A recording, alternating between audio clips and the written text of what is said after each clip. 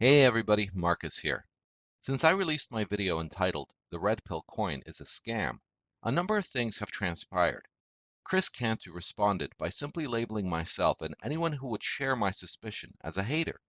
DDJ conducted his own investigation in relationship to the Red Pill coin and put out his own video.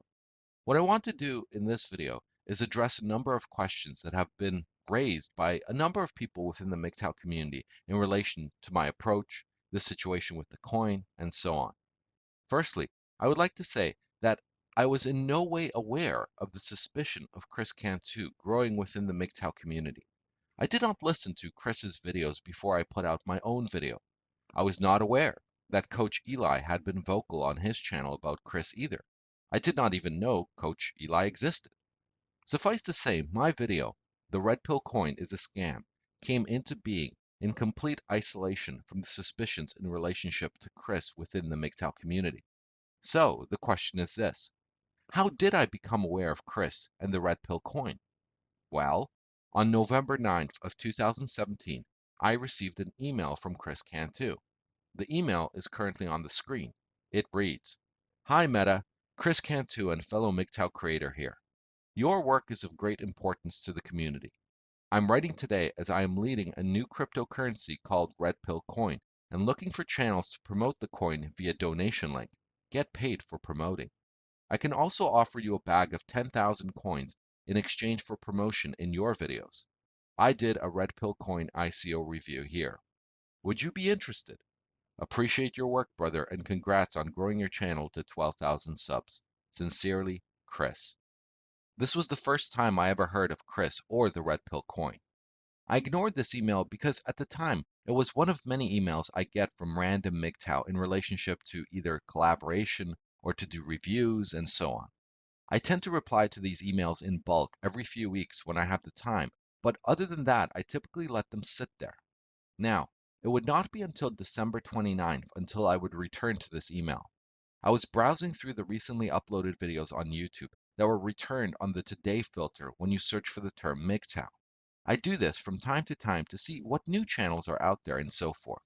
What I was met with in the search results were a number of videos about cryptocurrency promotion within the MGTOW community. This jogged my memory about the email from Kris and the Red Pill coin he mentioned. So, I loaded up the video in which Kris reviews his coin. Immediately, I became suspicious. I navigated to the Red Pill Coin website to get my hands on the white paper. The first thing I encountered on the Red Pill Coin website was a countdown clock. The Red Pill Coin was currently conducting an ICO sale. There was only 1 day and 9 hours remaining before the ICO sale would complete. I downloaded the white paper and read it. It became immediately apparent that this is going to end badly for the reasons I enumerated in my video, "The Red Pill Coin is a Scam." So here I am. I know that what the Red Pill coin is offering is very poor, and the company itself is anything but doing things properly. The first clue to this was that nowhere on the website does it say the name of the company itself. You do not have a full address of the company, and you do not have a contact number, only an email address. So, anyone investing in the Red Pill coin actually has no idea what company they are investing in. The only team member listed is Kris Cantu, whose title reads Director of Operations, COO. Now, Kris's title is suspicious as well. COO stands for Chief Operations Officer. In fact, COO is the short form for the formal C-suite executive title of Chief Operations Officer. Why would anyone list a title of Director of Operations, which is itself a different title to COO? I don't know. Not only this, but the COO role reports to the Chief Executive Officer in the organization. Why would the CEO not be listed on the page? It makes no sense. Now, if you look at the section entitled Our Platform on the Red Pill Coin site, you see even more red flags. You have 6 line items in there. The first is the Red Pill ICO. The second is Red Pill Wallet, then Red Pill Wallet Chrome extension, then Red Pill Wallet mobile app, then Red Pill Miners, and finally Red Pill Miners mobile app. There's an enormous red flag in this listing. The sections entitled Red Pill Miners and Red Pill Miners mobile app scream of scam. The red pill coin, according to the white paper, is an ERC20 token issued in the quantity of 200 million units. This is your run-of-the-mill pedestrian-grade token that takes an hour or so to create. But that's just it. 200 million units of it were created. You cannot mine a token on Ethereum that has already been pre-mined in this way. There's literally, well, nothing to mine. To my knowledge, there's only one Ethereum-based token that has a faux sort of ability to be mined. It is called Bitcoinereum. Now, I've linked to an article about Bitcoinereum and to their official websites. The article is from October 29th, 2017. It does a good job explaining to the reader why, along with the countless other altcoins out there, Bitcoinereum is a waste of time. However, though Bitcoinereum is a waste of time, it is not a scam as there is no ICO, just the ability to faux mine it by expending Ether to call the Bitcoinereum smart contract and get a free coin. The point I am getting at is that the concept of mining a Ethereum-based token is, well, kind of retarded and technically impossible in the strict sense of the word. In order to be able to mine a token you created, you would need to spawn your own blockchain. This is usually done by forking of an existing blockchain like the Bitcoin blockchain and setting your own primary cryptocurrency as its gas. However, this is nothing even remotely similar to how the Red Pill coin was created.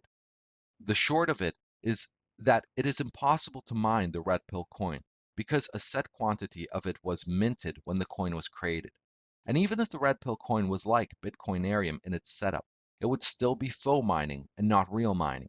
Real mining makes the person money. This Bitcoinereum faux mining would actually cost you money to mine. Why do I raise a fuss about this mining thing? Well, I have to think of why anything about mining would even be mentioned on the Red Pill Coin website itself. There were only two possibilities. Either the creators of the coin are so ignorant of blockchain technology that they are unaware you cannot mine custom tokens on Ethereum, or they're spinning, possibly, an actual scam. Now, how can they spin a possible scam? Well, let me tell you what I would imagine it to be. You cannot mine the red pill coin on Ethereum. This is impossible technically. However, you can mine Ether on the Ethereum blockchain. So, what about this? What if we would take an existing mining program, like the Claymore miner, change the code so that it mines Ether directly into my own wallet, while rewarding red pill coins to the person doing the mining instead of giving them the Ether they have just mined? But why would anyone do this? Well, because it makes sense to exploit another person's computing power and electricity costs to get Ether, while giving the miner themselves completely useless garbage like the red pill coin. In this way, it may look like you are mining red pill coins, but are in fact mining Ether. Now, this is a very neat trick, but screams of scam. In fact, there is malware out there that does something very similar. Okay, so let's see where we are in this whole story. Imagine this. It is December 29th. You have just encountered an ICO website and white paper that have red flags everywhere, with a very high suspicion of a scam occurring. There's a 1 day and 9 hour countdown timer of the current active ICO of the Red Pill coin. The targeted purchasers are MGTOW men in a community you very much care about. What do you do? My thinking was this: I need to get the word out immediately. Though this ICO is 28 days in, I may still be able to stop a few men from throwing away their money.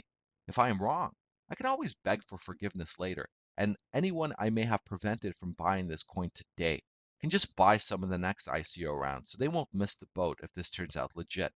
I need to put out a video right now. I need to get as many viewers as possible on that video. Therefore, I need a clickbaity, scandalous title. The red pill coin is a scam. Seemed like the best bet. I figured I can keep the script of the video a little more neutral and provide a somewhat balanced argument. And so I did just that. I decided that my argument ought not to focus in on the mental state of Kris Cantu in relation to his intentions of scamming the community, as I could not prove it. So, instead, I argued that there are three possibilities. Either Kris is ignorant, naive, or a con artist. The bulk of the argument focuses around demonstrating that if any of those three are true, then the outcome for investors of the red pill coin will turn out to be the same as if it were a scam. I write the script in a hurry, record it, and let it out into the wild. Now, a criticism was leveled against me by a few people in the community, saying I should have approached Kris with my concern before I put out this video. Now, there was no time for that in my opinion. The ICO ended in 1 day and 9 hours. Who knows how long a back and forth between me and Kris would have taken. Finally, I knew that Kris was more than capable of merely responding to my video addressing my points, and there would have been no further need for a back and forth. I was willing to risk looking like an idiot in front of the community if it turned out I was dead wrong. If, however, simultaneously it meant I prevented some MGTOW from losing their money if it turned out that I was right. That was the judgment call that I made. And you know what? My gamble paid off. On December 31st, Victor Knight puts out a video entitled My Take on the Red Pill Coin. I have linked to his video in the description of this video. In his video, Victor says that he had intended to put in 100,000 USD of his money into the Red Pill coin, but after watching my video, he decided to delay his decision until more information presented itself. He said that he never even read the white paper as he was so emotionally wrapped up in the MGTOW community that it overcame his better judgment. He assumed the Red Pill coin was a no-brainer. Dear MGTOW brothers, many, if not most of us are involved in crypto or cryptocurrencies. In fact, it's almost become kind of a tenet in the MGTOW philosophy. I am no stranger to it myself, as I had been investing since 2015. In particular, because of how incredibly profitable it was and still is. It's not like I really needed the money to begin with, as I already had sufficient amounts in various other types of investments. Rather, it's because money is something you can really never have enough of. Anyway, I like to think I am a little better or more knowledgeable in crypto than I was when I first started. However, I realized that even I almost fell for something that could be a scam. This is the red pill coin. Perhaps it's because I've been MGTOW longer than I have been into crypto. MGTOW issues and topics have a special place in my heart, as I'm sure it does with many of you as well. So when the idea of a quote-unquote red pill coin came about, it almost seemed like a no-brainer whether to invest in it or not. In fact, I almost did. Not a very large amount. I was considering about 100 grand. Unlike other more experienced crypto investors, I didn't bother to dive right into the white paper and pick it apart, like a recent high subscriber MGTOW brother did. If what Victor Knight says is true, then my decision to act quickly has saved a fellow MGTOW brother 100,000 USD. I had succeeded in my mission. Now, the 10 days that followed the release of my video, I'd come to discover that Angry MGTOW was involved in the project. The evidence for this exists in an Angry MGTOW video currently up on Minds.com entitled Time for Angry MGTOW to Leave YouTube. That video was uploaded on December 12th.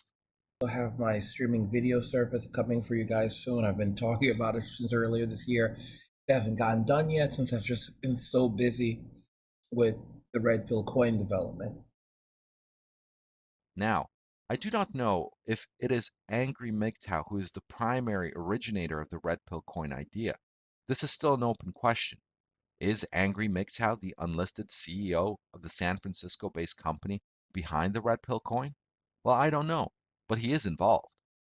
Now, blockchain technology is really awesome for a number of reasons. It is awesome because all operations are completely transparent and from a pragmatic point of view, basically unhackable.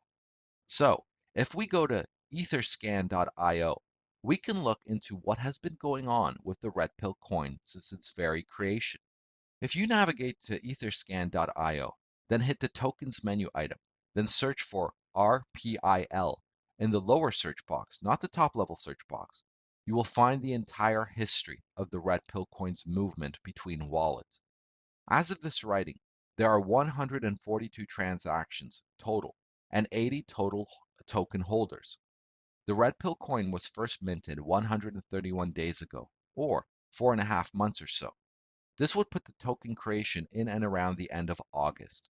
From the graph, we can see that half of the coins are still owned by the originating address. The white paper said that they would issue 200 million coins in total, but later decided to destroy half of them, supposedly based on the feedback of investors. This information can be found in a blog post on the RPIL Coin site. The EtherScan record does show that they destroyed 100 million coins. Now, if 50 million coins are still owned by the originating wallet to which the created coins were assigned to, this means that 50 million coins have been put into circulation. There are 9 coin holders currently who control 1% or more of the coin.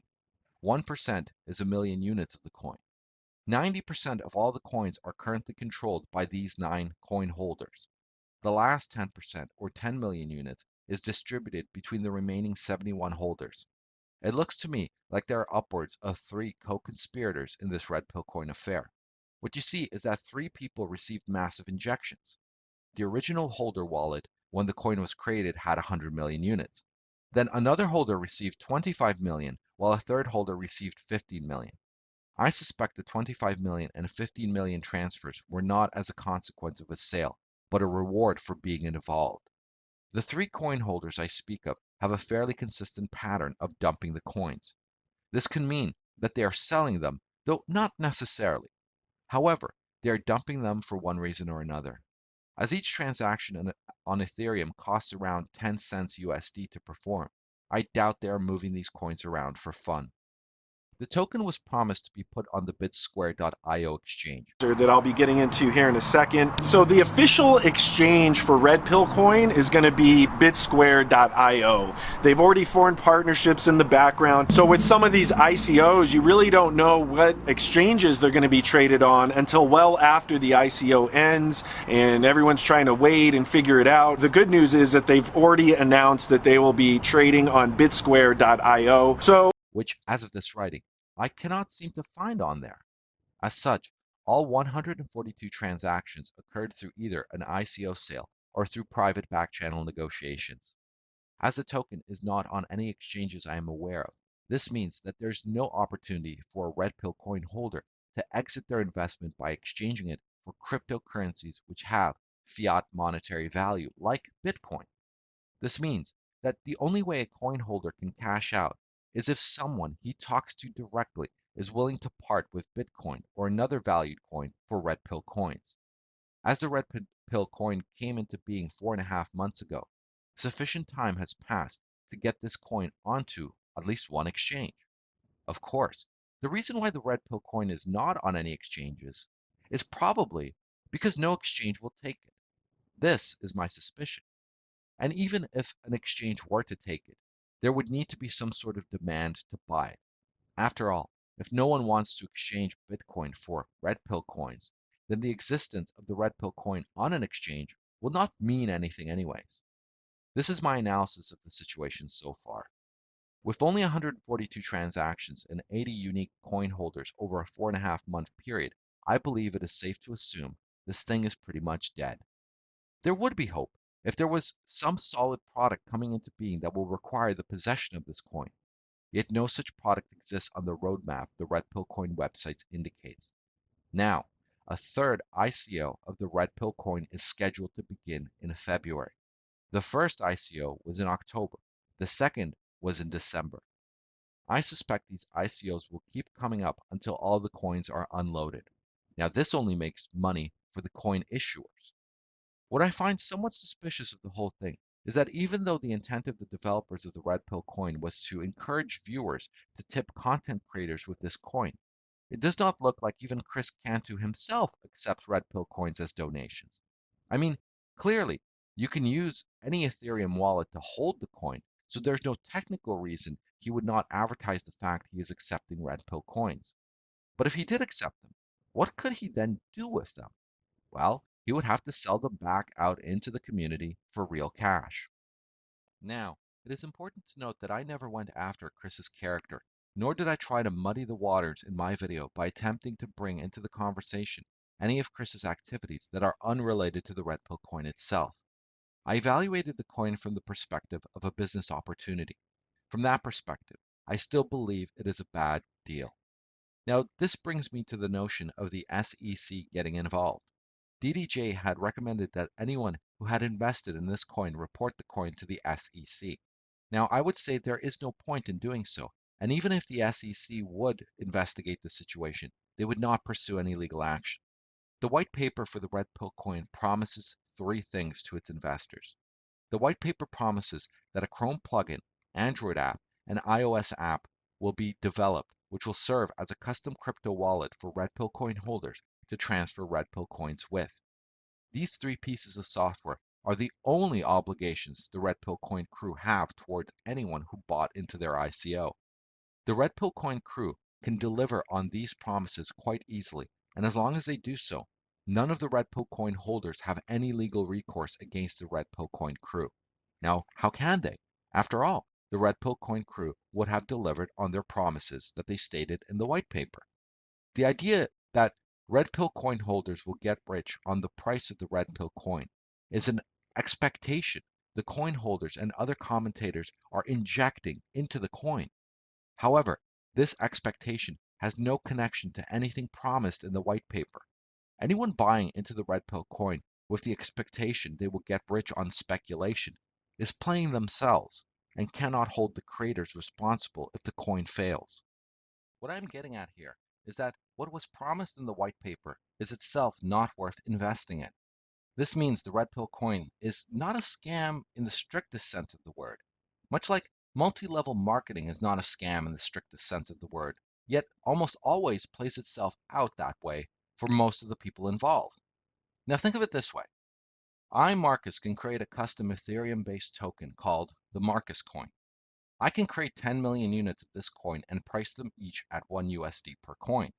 Then I do an ICO selling my 10 million coins for 1 USD each, which can bank me 10 million USD.